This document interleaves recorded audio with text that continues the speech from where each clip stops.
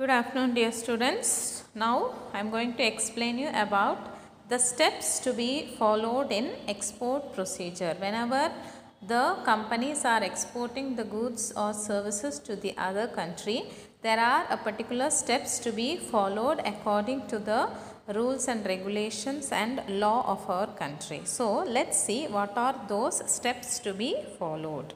Now, as given here, these are the following 14 steps to be followed by the export trade process. So, coming to the first one, receipt of an enquiry. Whenever an enquiry is made relating to the export of goods, how many goods are required, what is the price and all. So, enquiry receipt has to be maintained. Then sending the quotation. So, the quotation has to be sent. It is nothing but what is the goods price, how much quantity can be supplied. So, that quotation has to be sent. Then receipt of an intent or order. So, here the exporter has to get him registered with various authorities, just like RBI, income tax authorities, distributors for collection of orders and all. So, this receipt of an order has to be maintained. Then receipt of export license. So, to export the goods and services, the export license has to be received from the government. So, for this first he has to apply to the Export Trade Control Authority, and then he should obtain a valid license. Only if he is having a valid license, he will be permitted for exporting the goods out of the national boundaries.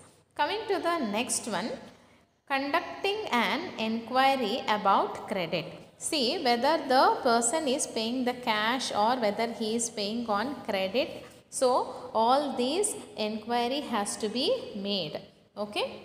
Next one is fulfillment of foreign exchange requirements.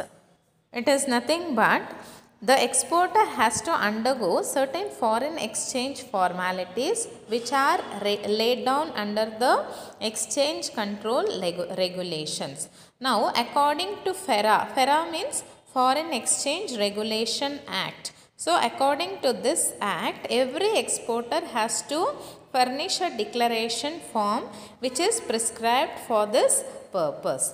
Coming to the next one, fixation of exchange rate. So, here see the currency rates of each country will be fluctuating. So, when you are exporting the goods, suppose the buyer is paying the price in the future period, suppose that at that time there might be appreciation or depreciation in the currency value.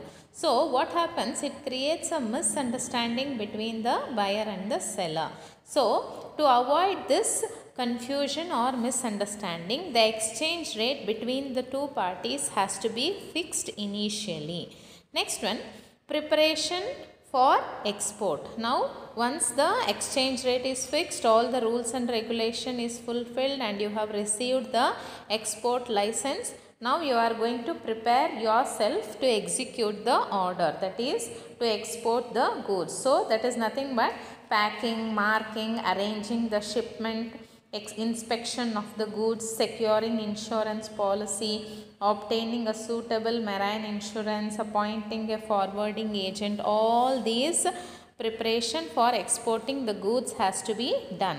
Next one, completing customs formalities. So, there will be some formalities to be completed by the agent.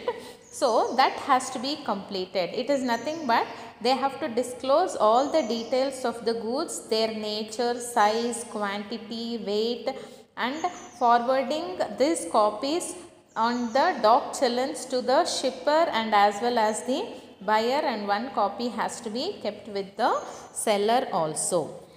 Coming to the next point, obtaining freight note and bill of lading. So, here how you are going to supply the goods, the freight charges, the bill of lading, that is approaching the shipping company and then receiving the receipt from them, and the documents has to be maintained properly and acknowledged for the future use. Suppose the goods might be having damages or not supplied properly, or due to the ship sinking in the water, so many problems will occur.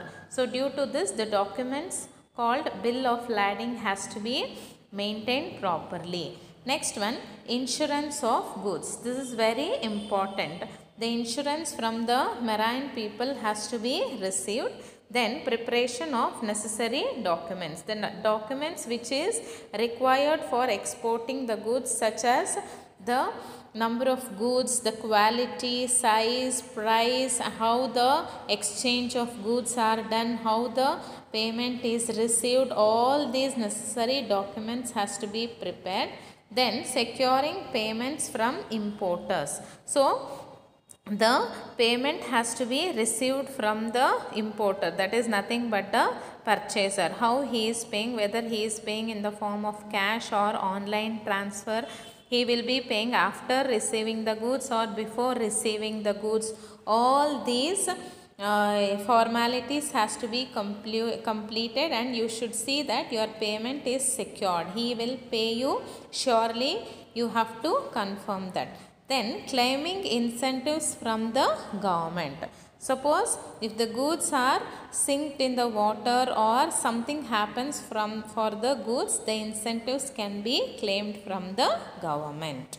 So these are the export procedure steps which has to be followed both by the buyer and seller and the mediator, that is the agent or the insurance or the marine people who are exporting the goods and services abroad.